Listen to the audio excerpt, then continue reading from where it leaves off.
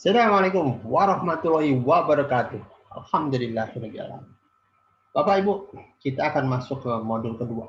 Hari ini kita akan belajar tentang silabus atau menyusun silabus dan rundown. Jadi dalam pelatihan corporate trainer biasanya kita melakukan penawaran dan sebagainya, atau kita dihubungi klien, kemudian clear, mereka mengadakan pelatihan, kita datang. Hal yang paling penting yang kita datang itu adalah apa yang membuat perusahaan itu mengadakan pelatihan yang mau diadakan, dan apa yang diharapkan setelah pelatihan ini selesai. Itu menjadi alat ukur kita dalam menyusun silabus atau nanti memberikan outline-nya. Karena kita tidak mungkin menyusun materi dengan apa yang kita mau, dan HRD jarang melakukan itu. Dia membuat pelatihan karena dia merasa ada kebutuhan. Kecuali ujung-ujung kita nawarin kemudian match dengan kebutuhan dia. Itu pun kadang-kadang perlu direvisi sedikit materinya. Jadi kami biasa menawarkan pelatihan NLP 7 hari ya, gitu, sekitar 50 jam.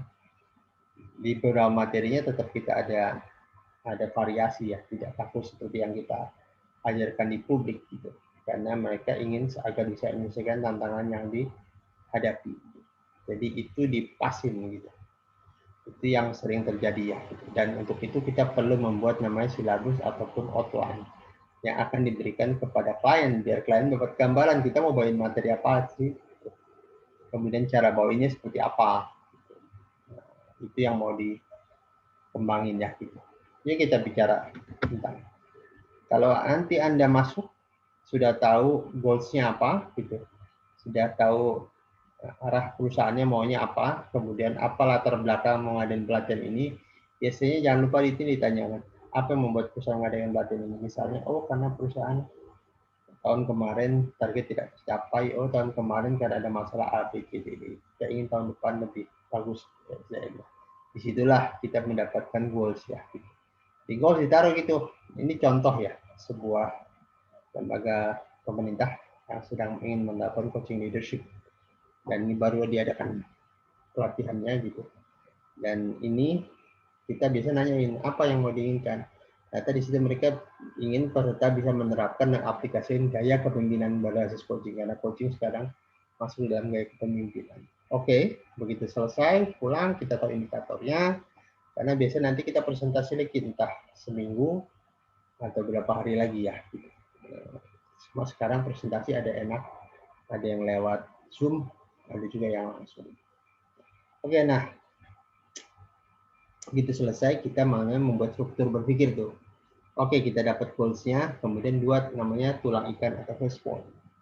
Kita tetap menggunakan value question, brightening, analyzing, linking, dan empowering. Jadi Bali menjawab apa, linking apa, analyzing menjawab kenapa, linking menjawab cara, how, kemudian what if ya, terakhir empowering what if jika.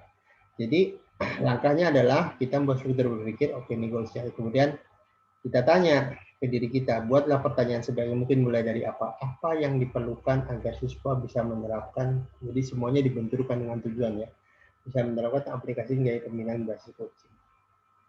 Apa saja pengetahuan yang harus dia miliki? Apa? Buatlah pertanyaan sebanyak mungkin dengan apa, kemudian nanti kita jawab. Tapi mulai dengan pertanyaan ini. Kemudian mulai juga dengan kenapa. Kenapa ini perlu dipelajari oleh peserta? Kenapa kira-kira diadain sekarang? Kita tadi kan sudah gambar diskusi. Kenapa ini menjadi penting untuk kemajuan organisasi atau perusahaan?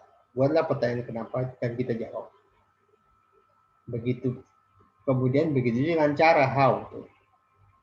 Jadi bagaimana caranya agar peserta bisa memahami gaya kepemimpinan berbasis coaching? Cara apa dia biar mudah mempelajari? Cara apa yang bisa mempermudah dia mempelajari agar bisa melakukan gaya kepemimpinan coaching? Jadi buatlah pertanyaan yang mulai dengan apa, kenapa, cara, kemudian jika. Apa yang terjadi jika perusahaan para leader sulit menerapkan teknik coaching dalam kepemimpinan.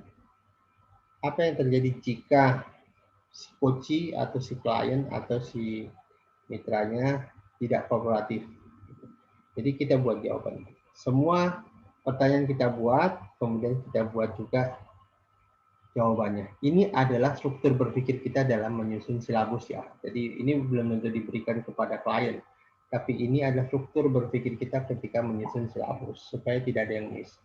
Hanya dalam beberapa kasus gitu, di kasus ada juga klien yang minta cara nyusun kita. Jadi fishbone-nya kita bawa atau tulang ikannya kita bawa, nggak apa-apa. Itu sebagai alat diskusi ya. Tapi jarang itu terjadi ya. Dapat itu kemudian kita buat namanya balik question. Balik question arti kita sudah mendapatkan cara, sudah dapatkan langkah silabus, kemudian sudah tahu bagaimana kita menyusun materi, sudah selesai, kemudian kita buat balik question untuk ngetes kembali. Apa materi yang akan kita bawakan? Gitu. Apa aja poin utama? Buatlah kembali buatlah pertanyaan yang akan mengetes atau menantang ataupun menguji kembali rencana kita mau beli pelatihan. Rencana beli pelatihan itu kita uji kembali dengan pertanyaan balik question gitu. Kenapa tadi ini materi ini yang dibawakan, kenapa mulai dari sini? Biarkan jawaban itu. Bagaimana caranya agar misalnya peserta lebih memahami?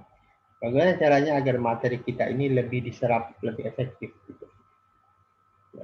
Kemudian buat lagi studi kasus apa yang terjadi jika misalnya peserta tidak paham juga. Apa yang terjadi jika peserta tidak serius? Itu harus kita jawab di situ. Jadi kembali langkah pertama adalah menuntun kita membuat, bukan tulang ikan, menuntun kita membuat rencana kerja, rencana silabus. Begitu rencana silabus sudah dapat, walaupun belum fix ya, kita uji dengan pertanyaan balik question. Langkah berikutnya adalah kita membuat kesimpulan.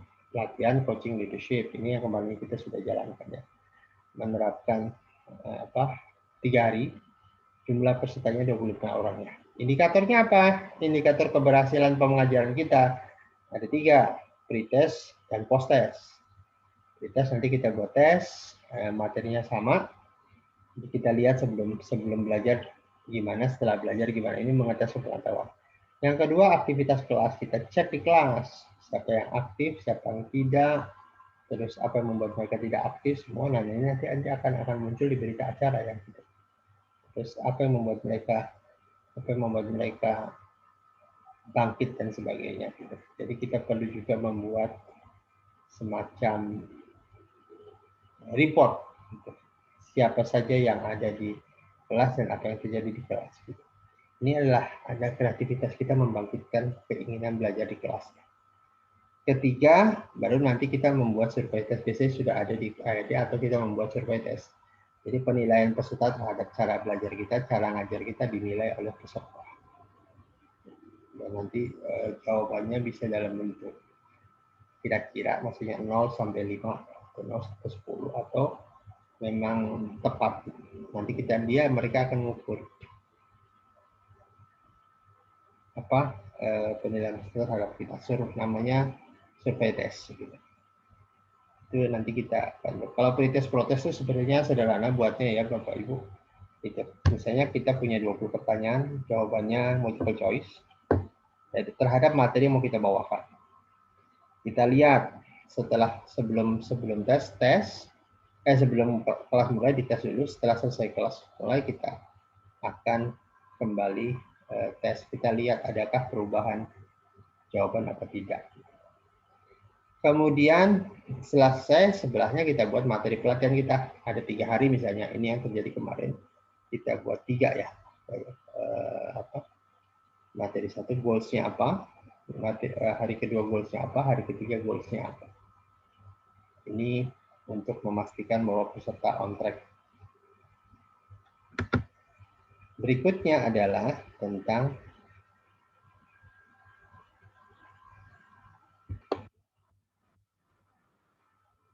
Nah, langkah berikutnya adalah kita namanya membuat rundown. Rundown tentang materi yang tadi, kesimpulan yang tadi, dari hari pertama, hari kedua, hari ketiga. Dari jam ke jam, bahkan beberapa orang akan meminta kolom satu lagi, apa yang akan kita lakukan. Misalnya Introduction to Science of Performance, itu bentuknya lecturing, role play, games, atau apa. Ada orang yang begitu detail mintanya gitu. Kita bisa tuliskan di situ detail. Dan inilah yang akan kita presentasikan ke mereka. Jadi dari mulai, biasanya orang hanya minta dari pelatihan ini pelatihan coaching leadership, kemudian rundown. Itu yang kemudian kita presentasikan ya. Gitu. Tapi ada juga orang yang minta dari mulai bagaimana kita nyusun modul gitu, dari silabusnya dan sebagainya. Nah, Bapak Ibu pahami cara kita menyusun rundown atau silabus tadi dari awal, dari mulai keluar ikan sampai saat ini, itu menentukan penguasaan kita terhadap materi. Dan kita nggak ngerti apa yang akan terjadi di kelas, kita ngerti planningnya seperti apa, dan langkahnya seperti apa. Kita menjadi siap dengan apapun yang terjadi di kelas. Dengan cara ini sebenarnya kita menjadi lebih punya clear clear konsep, clear planning, dan clear nanti saat membawakan. Jadi terlihat kita siap. Dari awal sampai akhir kita menguasai, termasuk nanti teknik mengajar, nanti kita akan belajar teknik mengajar dan sebagainya. Cuma dari sini kita ingin menjelaskan bahwa dari mulai Bapak membuat silabus itu sudah tergambar apa yang akan terjadi di kelas. Sudah ada bayangan, disitulah kemudian kita mulai memainkan peran. Jadi we are in control. Kita dalam kendali ya. Jadi tidak ada lagi manajemen kelas yang berantakan, kita dikendalikan peserta. Tapi kita mengendalikan peserta. Why? Because we have planning. Karena planning dari mulai day 1 to day 3, dari mulai start 9 o'clock to 5 o'clock. Itu adalah langkah kita untuk memastikan peserta ikut kelas kita. Ya, inilah materi silabus dan outline. Jadi ini adalah PR seorang trainer, seorang corporate trainer, dia wajib membuat ini sebelum melakukan apapun. Jadi dia tahu kita mau bawaannya apa, materi apa. Gitu. Terus kembali, kita harus matchkan dengan keinginan dari klien. Agar nanti begitu akhir kita, kesimpulannya dari acara, kita bisa menunjukkan pengetahuan klien tentang materi yang ingin disampaikan atau materi sesuai dengan keinginan klien telah tercapai. Baik, kurang lebih segitu materi kita di hari kedua. Harapannya Bapak Ibu bisa memahami dan Bapak Ibu bisa mempraktikkan materi ini dan bisa membuat silabus. Nanti di dalam ujian Bapak Ibu diminta membuat silabus. Baik, terima kasih. Semoga bermanfaat dan kita akan nanti ketemu ke modul ketiga. Terima kasih. Assalamualaikum warahmatullahi wabarakatuh.